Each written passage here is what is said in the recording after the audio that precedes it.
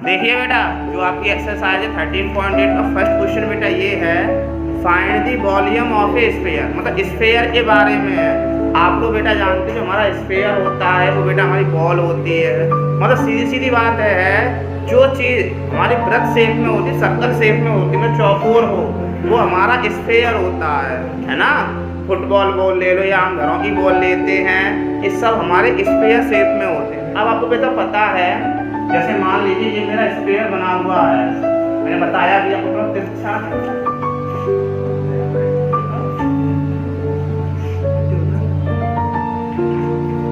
ये बेटा हमारा स्फीयर है। इस स्फीयर में हमारा बेटा चाहे आप CS या DS, तो DS ही लगता है, क्योंकि ये पूरी बॉल है ना, पूरी ही बनेगी, है ना। तो जब स्फीयर की बात होती तो ओनली DS होता है, कभी भी CS हमारा नहीं होता। क्यों नहीं होता? क्योंकि जब भी इसे हम कोई भी चीज़ बनाएंगे या इसे हम ढकेंगे, पूरा ही पूरा ढकेंगे। जैसे आपने देखा होगा, हम लोग बॉल लेने जाते हैं बाजार में, तो एक पन्नी में पैक ऊपर आती है, तो ये तो नहीं है इतनी पन्नी में पैक हो, इतनी ना हो, पूरी पूरी पैक होगी, क्योंकि वो सर्कल शेप में है। इसीलिए इसका हमेशा TS से निकलता है, मतलब 4πr² जो फॉर्मूला होता है। इसके बाद जैसे आपने देखा, बॉल फट जाए, ऊपर छेद हो जाए और मान लो फिर पर पानी भरे, उसमें फिल हो जाए, फिर पूरे में पानी भरता है, ऐसा नहीं है ओनली इतने इतने साइड में पानी, इतना इधर नहीं भरेगा, तो पूरे में भरेगा पानी। जब पूरे में फिल हो रहा है, मतलब पूरे का ही वॉल्यूम निकलता है। ये होता है हमारा 4/3πr। कभी कभी ऐसा भी होता है, आपने देखा होगा, जैसे बहुत कमजोर होते हैं लोग, खेलते हैं क्रिकेट, अभी बीच में से फट जाती है। अगर वो डायमीटर से कट हो जाए, चाहे डायमीटर से इधर से कट हो जाए या फिर इधर से कट हो जाए, मतलब डायमीटर से जाए, मेन बात ये है, मतलब उसके सेंटर से होते हुए। अगर डायमीटर जब किसी कट कर देते हैं तो वो स्फीयर नहीं रहती, वो हो जाती है हमारी हेमी स्फीयर, मतलब अर्ध गोला, इसे बोलते हैं गोला पूरा पूरा। और वृत्त और स्फीयर अंतर होता है, वृत्त हम बना देते हैं तो लेकिन गोल नहीं होता है वो, फिर हमारे पास कोई सामान नहीं है, इंस्ट्रूमेंट नहीं है, इसलिए उसे हम प्रकार से पूरा पूरा वो सर्कल होता है, वृत्त को ही हम सर्कल बोलते हैं और स्फीयर को गोला बोलते हैं। अब देखो बेटा, अगर हम इसे कट करते हैं तो ये हाफ हाफ हो जाएगा, आधा आधा, लेकिन जब हाफ होता है तो देखना इसमें मतभेद है। अधिकांश बच्चे बोलते हैं, मैं आपको बता दे रहा हूँ, पहले बताया फिर बता दे रहा हूँ। ये लो बेटा, ये मैंने स्फीयर बना दिया, हेमी स्फीयर, चाहे ऐसे बना लो, चाहे वैसे बना लो, कैसे भी बना लो, ये हमारा स्फीयर हो गया अर्ध, मतलब बीच से कट गया सेंटर से। अब देखना बेटा, इसमें अंतर होता है, इसका CS से अलग होता है और TS से अलग होता है। कैसे? देखो, वॉल्यूम तो सीधा सीधा है, पहले मैं वॉल्यूम बताता हूँ कैसे। ये 4/3πr³ था, अगर ये हाफ हुआ है बिल्कुल, मतलब 4/3 की जगह पे हो जाता है 2/3πr³। ये वॉल्यूम फिनिश। अब बात आई CS और TS की। देखो, CS से आप लोग जानते हैं, जो भी चीज़ है उसे उन्हें कब्ड शेप में हम करें, मतलब यहाँ से लेकर यहाँ तक उसे कवर करें, चाहे ढक दें या कुछ भी करें। तो जब इसका CS से निकालते हैं हम, तब हमारा निकलता है 2πr²। लेकिन अगर हम इसका TS से निकालें तो हम ये जो चीज़ है यहाँ से लेकर यहाँ तक, ये भी तो पूरा पूरा कवर करेंगे हम, तभी तो टोटल होगा। हमें पता है नीचे हमसे आपने देखा होगा, जो हमारा कटोरा होता है ना, घरों में, हर घरों में होता है कटोरा या कटोरी, वो हमेशा हेमी स्फीयर शेप में होता है। अभी आप देखना, 2 इक्वल साइज के कटोरे लेना में आप घर से पूरा स्फीयर बन जाता है, गोल सा। तो आप देखना उनकी जो होती है, आप ऊपर से लेते हैं, जिसे बोलते हैं, वो सर्कल शेप में होती है, मुड़ी हुई। यहाँ पर जो है ना, ये सर्कल शेप में होती है हमेशा। घरों में सबसे अच्छा एग्जाम्पल कटोरा आप देखते हैं, एक सर्कुलर शेप में जो हमारी होती है, मतलब सर्कुलर हुई। देखो, ऊपर आप था हमारे पास क्या, 2πr²।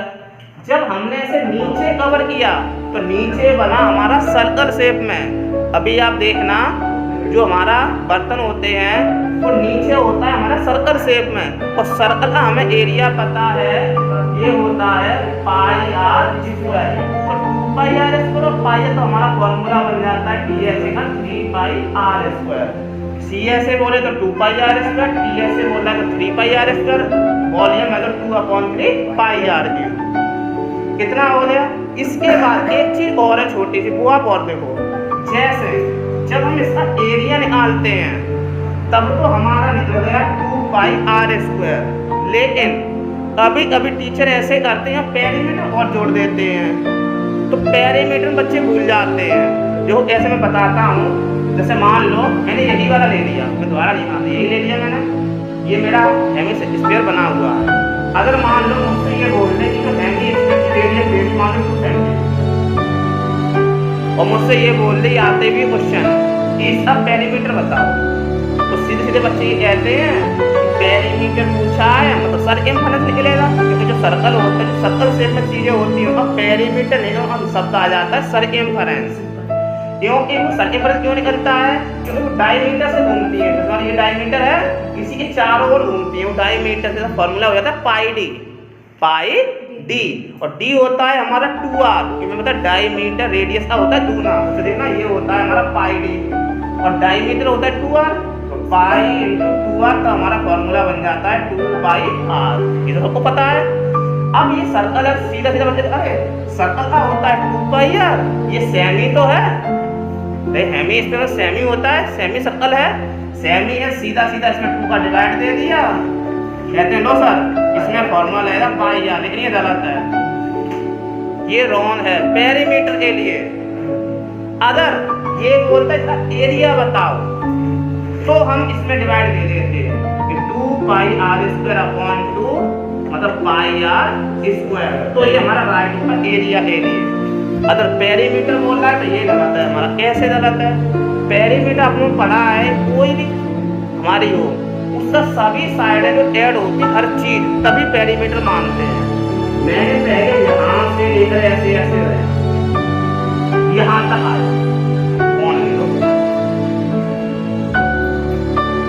यहाँ तक आया, हमारा सेमी सर्कल बन गया, सर्कल हाफ बनाए ये, तब हमारा इतना हो गया। या आपने ऐसा देखा है कटोरे में ये भी तो होती है ऐसा, जिसे बोलते हैं नीचे सर्कल शेप में, आपने देखा ऊपर हम पकड़ते हैं, जो कटोरा होता है कोई भी चीज होती है उसको पकड़ने के लिए होता है ना, छोटी सी पत्ती सर्कल शेप में मुड़ी हुई होती हैं, ये भी तो होता है। इसे कहाँ छोड़ा है, पेरीमीटर इसमें भी तो लगेगा, तो ये हमारा सर्कल शेप में है, मतलब ये देखो ये मैंने डायमीटर से काटा था, कोई भी हमारा सर्कल था उसे हमने डायमीटर से जब हमने काटा तभी तो सेमी बना था, ये हो गया हमारा सेमी वाला, और ये हमारा होता है डायमीटर, डायमीटर और जुड़ता है πr+2r। अब ये हमारा फॉर्मूला हो गया। किसी भी अगर हमारे पास सेमी सर्कल का पेरीमीटर पूछेगा तो फॉर्मूला बनेगा πr+2r। ऐसे ही सेमी नहीं बोले, कभी क्वार्टरली बोल देता है, मतलब 1/4, 1/4, जैसे मान ये बना इसका फिर मैंने 1/4 कर दिया। जैसे अभी भी देखा कटोरा होता है, अभी वो चट जाते हैं, बीच से टूट जाते हैं, जो पुराने हो जाते हैं या देर बने तो टूट जाते हैं, तो वो 2 टुकड़ों में बट जाते हैं। तो 2 टुकड़ों में बटते हैं ना, तो हमें पता है जो क्वार्टरली होता है, जिसे क्वार्टर भी बोल देते हैं, तो वो होता है 1/4। सर्कल का 1/4 भाग को चौथा ही हिस्सा हुआ शुद्ध हिंदी में। तो कैसे, जैसे हमारे पास ये सर्कल था, जब हमने इसे यहाँ से कट किया था तब ये बना था सेमी में, 2 टुकड़े हो रहे थे, आ जाता हमारा 1/2। लेकिन जैसे फिर हमने इसे इस आधे कटोरे को फिर काटा हमने आधे में, तो 1/2 फिर आ गया, तब हमारा हो जाता है 1/4, मतलब 1/4 हिस्सा, मतलब 1/4 बोल देते हो हिंदी में, 1/4। तो जब 1/4 आ रहा है तो इन सब के नीचे हमारा 4 लग जाएगा, तो आपने देखा होगा फॉर्मूला हो जाता है πr/2। लेकिन ये गलत है अभी पेरीमीटर के लिए, क्योंकि ये मान लो ये छोटा मान लिया, इसका ये डायमीटर भी तो बचा, क्योंकि इसके बिना ये हमारा नहीं बने। जब हम पेरीमीटर निकालेंगे तो हमारी ये वाली जो साइड है वो भी हमारी ऐड हो जाएगा हमारा πr/2 + 2r, क्या बोल सकते हैं 2r + πr/2। अगर पेरीमीटर पूछे, एरिया पूछता है तो सीधा सीधा इसमें फॉर्मूला लग जाता है πr² में हमारा 4 का डिवाइड, πr²/4। देखिए बेटा, जो बेटा आपका फर्स्ट क्वेश्चन है उसमें ये है, तो find the volume of a sphere whose radius is. देखिए बेटा फर्स्ट वाले में आपसे बोला है वॉल्यूम ऑफ आपको स्फीयर निकालना है। मैंने बेटा अभी आपको फॉर्मूला बताया था, वॉल्यूम ऑफ स्फीयर होता है 4/3 पाई आर क्यूब। देखिए बेटा मैं यहाँ पर बेटा लिख लेता हूँ फर्स्ट का सेकंड। जो रेडियस है वो बेटा मुझे दे रखी है 0.63 मीटर। पॉइंट के बाद में 1 डिजिट पढ़ा जाता है। यहाँ मैं डायरेक्ट लिख देता हूँ वॉल्यूम, ठीक है, volume of sphere formula 4/3 pi r cube. 4/3 जो बेटा पाई है उसकी बेटा वैल्यू क्या है इसमें ऊपर ही लिखा है बेटा 22/7 रखनी है आपको, वही रखनी है 22/7। जो बेटा आपकी रेडियस है की पावर 3 है, मतलब से आप 3 बार लिख लेंगे मल्टीप्लाई में। अब देखिए बेटा ये आपका कट हो रहा है पहले 3 से, 3 2 जा 6, 3 1 जा 3, ये 7 से 7 1 जा 7, 0 पॉइंट आपको पता है बेटा पॉइंट के बाद 1 डिजिट में डिवाइड दिया जाता है, 6 में जाएगा नहीं तो 0, 63 7 9 जा 63। हमेशा पॉइंट जब 1 डिजिट में डिवाइड देते हैं, कुछ बच्चे ऐसा करके डायरेक्ट दे देते हैं, डायरेक्ट गलत है ये। अब देखिए 22 का 4 में आप करिए 88, 0.21, 0.09, 0.63। आप बेटा इतना मल्टीप्लाई कर लेंगे, जो बेटा आपका आंसर है वो इसमें था मीटर में था, तो आपका आंसर आ जाएगा मीटर क्यूब में, ठीक है बेटा। अब देखिए बेटा सेकंड वाला क्वेश्चन। सेकंड वाले क्वेश्चन में लिखा है find the amount of water. बेटा तीसरा शब्द आ गया, वॉल्यूम तो आपने पढ़ा था, इससे पहले जो एक्सरसाइज थी उसमें कैपेसिटी आते थे, तो उसका भी मतलब होता है हमारा वॉल्यूम क्या क्षमता है।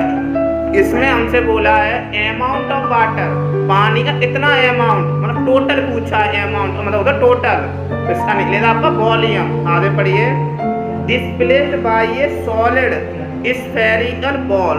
इसमें है एक स्फीयर शेप में बॉल है, स्फेरिकल बॉल है जिसका डायमीटर हमें दे रखा है 28 सेंटीमीटर। सीधा सीधा पता है हमें अमाउंट ऑफ वाटर निकालना है, मतलब फॉर्मूला लगेगा वॉल्यूम का। स्फेरिकल बॉल बोला है मतलब लगेगा वॉल्यूम ऑफ स्फीयर। डायमीटर दे रखा है तो मतलब रेडियस हो जाएगी डायमीटर की हाफ, डायमीटर हमारा 28 है तो रेडियस हो जाएगी हमारी 28/2 मतलब 14। आप इसमें बेटा फॉर्मूला रखें यही वाला, कैलकुलेशन आप लोग कर लें। अब देखिए बेटा थर्ड क्वेश्चन। थर्ड वाले में बोला है the diameter of A metallic ball. एक हमारे पास मेटेलिक बॉल है जिसका जो डायमीटर है 4.2 सेंटीमीटर है, मतलब रेडियस हो जाएगी इसकी 2.1, 4.2 का आधा होता है 2.1 सेंटीमीटर। आगे लिखा है what is the mass of the ball. ऐसा क्वेश्चन आपका आया था, मैंने जब मास पूछा है तो आपको पता है जो मास में वजन तो इसका वॉल्यूम निकलेगा, और नहीं तो आगे देना कुछ मिलेगा जरूर। If the density of the metal, जो मेटल है उसकी जो डेंसिटी है वो बेटा दे रखा है 8.9 पर ग्राम सेंटीमीटर क्यूब। जो बेटा आपका दे रखा है जो डेंसिटी है वो बेटा आपको दे रखी थी 8.9 ग्राम पर सेंटीमीटर क्यूब। तो हिंट मिल गई बेटा, मैंने बताया पेरीमीटर होगा तो मीटर या सेंटीमीटर या मिलीमीटर आता है। एरिया निकलेगा चाहे CSA हो या फिर TSA, तुम्हारा सेंटीमीटर स्क्वायर या मीटर स्क्वायर आते हैं, और अगर वॉल्यूम है तो क्यूब आता, 3 पावर आती। मैंने बताया फिर दोबारा बता दिया, तो आपको अगर पता भी ना चले भूल जाए मास में वॉल्यूम निकलता तो ऐसे ध्यान आ जाएगा। यहाँ पर दे रखा है 8.9 ग्राम पर सेंटीमीटर क्यूब। तो सीधा सीधा सबसे पहले हम इसका वॉल्यूम निकाल लेंगे। थर्ड वाले में हमारा बेटा आएगा वॉल्यूम, है ना। फॉर्मूला आपको पता है, मेटेलिक बॉल है ना, बॉल हमारी स्फीयर शेप में होती है 4/3 पाई आर क्यूब। इसमें आप रेडियस रखेंगे, रेडियस हमारी है 2.1। आप इसका वॉल्यूम निकाल लेंगे। वॉल्यूम निकालने के बाद फिर आप देयरफॉर मास इक्वल या मास ऑफ द बॉल, कुछ भी लिख दो, लैंग्वेज है, mass of the ball equal. इसमें आपको दे रखा था डेंसिटी दे रही, घनत्व दे रखा था आपको 8.9 ग्राम, तो आपने 8.9 लिख लिया, मल्टीप्लाई उसमें लिखा था पर सेंटीमीटर क्यूब, मतलब 1 सेंटीमीटर क्यूब में कितना ग्राम आता है।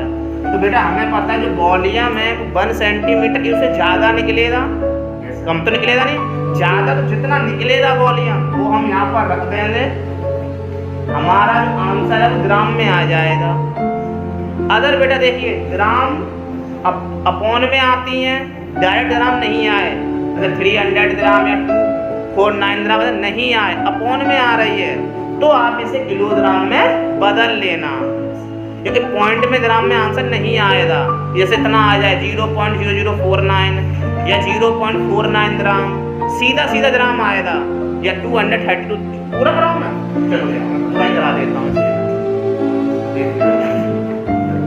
इसमें, मैं डायरेक्ट वॉल्यूम लिख देता हूँ, ठीक है। आपको लिख लेना volume of metallic ball 4/3 pi r बेटा इसमें कितनी है 2.1 सेंटीमीटर। चलिए 2.1 देखिए बेटा 7 बन जा 7 0.3 3 से बेटा कट हो रहा है 0.7, मल्टीप्लाई कर लीजिए क्यूब नहीं होगा, सॉरी बेटा सही है 2.1 हो रहा है, तो सही हो जाएगा, जरा ताला नहीं दो बेटा।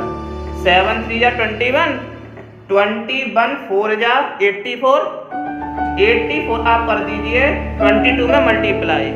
चलो लिख लेता हूँ बेटा, देखो 7 3 जा 21 21 4 जा 84। अब पॉइंट काउंट कर लीजिए 1 और 1 2, तो यहाँ पॉइंट आएगा। अब आपका बचा 22 और 21, इनका मल्टीप्लाई कर लो, 22 बन जा 22 2 कैरी 22 2 जा 42 सॉरी 44 44 2 कैरी थी 46, पॉइंट काउंट कर लीजिए 1। इसका आप इसमें मल्टीप्लाई कर लेंगे, ठीक है ना। चलो डायरेक्ट मल्टीप्लाई करता हूँ मैं, 84 2 4 जा 8 60 168 होता है, तो 8 आ गए, 16 कैरी बचे। अब 84 6 जा करना, 6 4 जा 24 2 50, मतलब आपका आएगा 550। मैं फिर चेक कर लूँ 6 4 जा 24 सॉरी 6 4 जा 24 पर 2 बची 6 8 जा 40 तो 50 6 और 4 10 1 1 5 0 0 आ गए, आपकी कैरी बची 52। 84 का फिर 4 में करिए, 4 4 जा 16 1 32 और 1 33 8 8 8 3 8 8, पॉइंट कितने पे हैं 1 2 और ये 3, तो 1 2 3 38.808 सेंटीमीटर क्यूब। ये बेटा आपका निकला है वॉल्यूम। अब बेटा इसमें आपसे ये पूछा था मास बताइए, तो बेटा हमें डेंसिटी दे रखी है 8.9 ग्राम, तो आप सीधा लिख लीजिए therefore mass of the ball equal 8.9 multiply कितना 38.808, ये आपका आ जाएगा ग्राम में। अब देखिए बेटा आप मल्टीप्लाई करेंगे तो मल्टीप्लाई करने में आंसर आएगा ग्राम में, तो जो आंसर आपका ग्राम में आएगा, अगर मान लीजिए पॉइंट में ज़्यादा आता है तो उसे आप किलोग्राम में बदल सकते हैं। हमें पता है 1 ग्राम इक्वल होता है 1/1000 किलोग्राम, मतलब इसमें 1000 का डिवाइड लग जाएगा। देखिए बेटा अब जो आपका क्वेश्चन है वो है देखिए 4 वाला क्वेश्चन ये है the diameter of the moon. ये बेटा मैंने आपको कराया है, फिर वही रिपीट है कि the diameter of the moon is approximately 1/4 of the diameter of the earth, है ना। जो डायमीटर का जो सॉरी मून का जो डायमीटर है वो 1/4 है इसके अर्थ के डायमीटर का। आगे बोला है what fraction of the volume of the earth, तो ये बताओ आपको रेशियो इसमें बताना है वॉल्यूम ऑफ अर्थ और वॉल्यूम ऑफ मून। अब आप सोचिए इसमें तो फ्रैक्शन बोला है, जो बेटा आपका फ्रैक्शन होता है वो रेशियो की तरह ही होता है, क्योंकि फ्रैक्शन लिखा जाता है P/Q की फॉर्म में, मतलब न्यूमरेटर अपॉन डिनोमिनेटर की फॉर्म में लिखा जाता है। तो वो बात एक ही है, रेशियो बोल दो या फिर फ्रैक्शन को लिखा आपका अपॉन में ही जाएगा। देखिए कैसे मैंने वो बताया, फिर दोबारा रिपीट कर दे रहा हूँ। इसमें ये बोला था कि जो मून का डायमीटर में लिख लेता हूँ, डायमीटर ऑफ मून इक्वल, आपसे बोला है कि 1/4 है, इसका अर्थ के डायमीटर का, तो diameter of earth, diameter of earth कितना आ गया। अब देखिए बेटा, जो मून का डायमीटर है उसे मान लो मैं D2 मान लेता हूँ। डायमीटर D से नोट करते हैं, इसे मैं फर्स्ट मानता हूँ, अर्थ बड़ी है और ये सेकंड है, बोला भी उसने 1/4 है। D2 इक्वल हो जाएगा हमारा D1/4, D2 इक्वल D1/4 हो गया हमारा। अब देखिए बेटा, अगर हम इसे रेडियस में बदलते हैं, हमें पता है डायमीटर से हम रेडियस बनाते हैं तो वो डायमीटर की हाफ होती है, हाफ होती है। अब देखना और देखो D2 है, इसे मैं ऐसे करता हूँ, लो 2R2, क्योंकि जो रेडियस है वो हमारी दूनी होती है। इसे बेटा मैंने इसलिए बदला है क्योंकि जो फॉर्मूले होते हैं वो सभी फॉर्मूले हमारे रेडियस में मिलते हैं, ना कि डायमीटर में। कोई भी फॉर्मूला हमारा डायमीटर में नहीं है, इसलिए हमें पता है जो डायमीटर होता है वो रेडियस का दूना होता है, ट्वाइस होता है। तो D इक्वल होता है 2R। यहाँ पर D2 मैंने D2 माना था ना मूल को, इसीलिए यहाँ 2 आ गया सफिक्स में। ऐसे ही मुझे पता है D है तो 2R होता है, लेकिन ये अर्थ का है तो मैंने यहाँ R1 मान लिया। अब देखिए बेटा, 2 से आपका 2 कट हो गया, R2 इक्वल आपका आ गया R1/4, इतना आ गया ना, मतलब R2 की वैल्यू निकल आई आपकी। अगर आप इसी से दूसरा निकाल, अब देखना बेटा आगे क्या बोला था आपसे कि व्हाट फ्रैक्शन, आपसे बोला है बेटा फ्रैक्शन में पूछा है, इसका फ्रैक्शन वॉल्यूम ऑफ अर्थ और वॉल्यूम ऑफ मून। तो देखिए बेटा, मैं यहाँ पे थोड़ा सॉर्ट कर देता हूँ, मैं उसी फ्रैक्शन में ही निकाल देता हूँ लोग, अलग अलग नहीं निकालता। फ्रैक्शन इक्वल लिख देता हूँ V1/V2, V1 हो गया मतलब वॉल्यूम ऑफ अर्थ, तो मैंने लिख भी दिया, अपॉन वॉल्यूम ऑफ मून। मुझे पता है चाहे अर्थ हो चाहे मून हो, सब स्फीयर है, मतलब फॉर्मूला वही रहेगा, बस 4/3 πr3। अर्थ को मैंने 1 माना है पहला, तो यहाँ R1 आ जाएगा। मून को मैंने सेकंड माना है, तो होता है बस यहाँ 2 आ जाएगा। देखो पाई सेम, 4/3 सेम है, और ये इक्वल यहाँ रहता है। आपका बचा R1/R2, जो बचा उसे मैंने लिख लिया। मुझे पता है बेटा दोनों के ऊपर क्यूब पावर है, अलग अलग लिख लिया, R1/R2 की पावर 3। R1 और R2 की आप वैल्यू रख दीजिए। देखो बेटा, इससे मैं R1 की भी वैल्यू निकाल सकता हूँ, इसे मैं 1 क्रॉस मल्टीप्लाई कर दूँ, क्यों रखूँ, मैं यहाँ पे R2 की वैल्यू रख देता हूँ। अगर आपको दिक्कत आए ज़्यादा कि R2 में अपॉन में कैसे रखते हैं, तो आप इसके नीचे 1 मानना, क्रॉस मल्टीप्लाई कर लेना, R1 इक्वल आ जाएगा 4R2, तब भी आंसर उतना ही आएगा आपका, कैसे भी कर लें आप। चलो मैं यहाँ पे R1 रख देता हूँ, R1 रहेगा अपॉन, जो यहाँ पर R2 है वो दे रखा है R1/4, मैंने यहाँ पर वही रख दिया R1/4। अब देखो मैंने आपको बताया बहुत बार, पहले R1 अपॉन था ना, मतलब R1 के नीचे था, तो जो R1 के नीचे है ना, मतलब ये फर्स्ट नंबर पे है। मैंने आपको बताया था अपॉन के ऊपर भी 2 होते हैं, अपॉन के नीचे भी 2 होते हैं। इसके नीचे तो है नहीं कुछ, यहाँ नीचे 2 है, मतलब ये फर्स्ट पे है, सेकंड नहीं है। लेना चाहो तो आप 1 ले लो, ना लेना चाहो मत लो, तो सीधा रूल होता है, फर्स्ट का होता है 4 से मल्टीप्लाई, सेकंड का होता है 3rd से। सेकंड तो है नहीं, मतलब फर्स्ट का ही हो जाएगा 4th से, और आप लेना चाहो तो इसके नीचे 1 मान लो, फर्स्ट का 4th से सेकंड का, और इसकी पावर 3 पावर और है वो भी चढ़ा दे।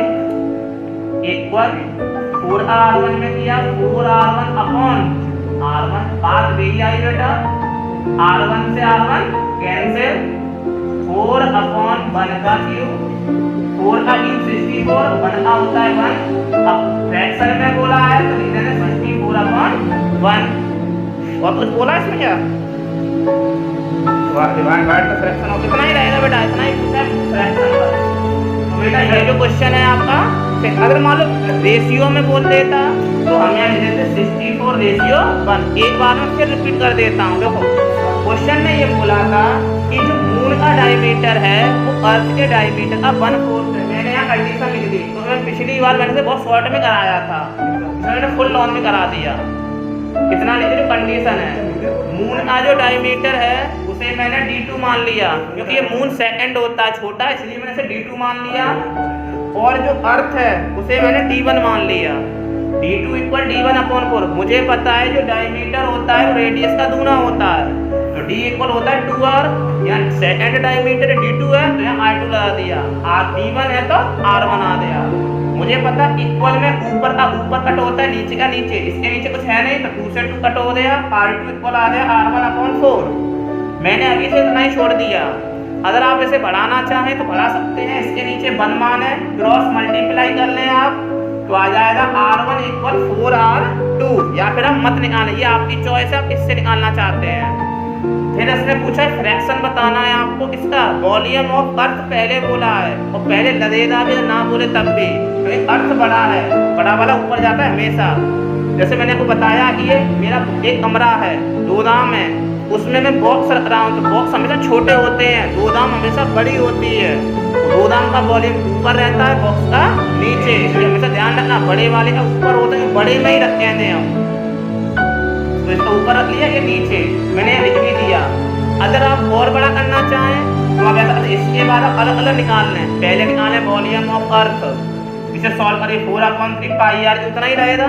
फिर लिए वॉल्यूम ऑफ मून, उसके बाद फ्रैक्शन निकाल लें तो 2-3 लाइनें और बढ़ जाएंगी आपकी। पाई सेम है, 4/3 सेम है, r1 क्यों r2 क्यों बचा, दोनों के ऊपर 3 पावर है, पिछली बार 2 पावर थी क्योंकि वो सरफेस एरिया बोला था एक एक्सरसाइज पहले, 3 लिख दिया यहाँ पे। r1 की वैल्यू नहीं है, अगर आप निकाल लें तो r1 की वैल्यू रखते हैं, मैंने यहाँ r2 निकाला है तो मैं यहाँ r2 रख रहा हूँ, तुम्हारी इच्छा है तुम यहाँ पे r1 भी रख सकते हो। लो मैं रख के दिखा भी देता हूँ तुम्हें, लो। और अगर मान लो मैं यहाँ से r1 निकालना चाहूँ तो मैं नीचे कर देता हूँ, r2 इक्वल है r1/4, नीचे 1 मान लिया तो r1 इक्वल हमारा हो जाएगा 4r2। ये जो वैल्यू निकली है वो उठा के मैं यहाँ रख दूंगा, तो आना यहीं से है, ठीक है ना। लो मैं लिख देता हूँ therefore फ्रैक्शन इक्वल, मैं थोड़ा शॉर्ट में कर देता हूँ, पहले अर्थ आ जाता है तो r1 ऊपर होगा ना, r1 की वैल्यू 4r2 नीचे r2 है, इसकी भी पावर 3, r2 से r2 भैया आ गया, चाहे कैसे भी आप कर लो, ठीक है ना।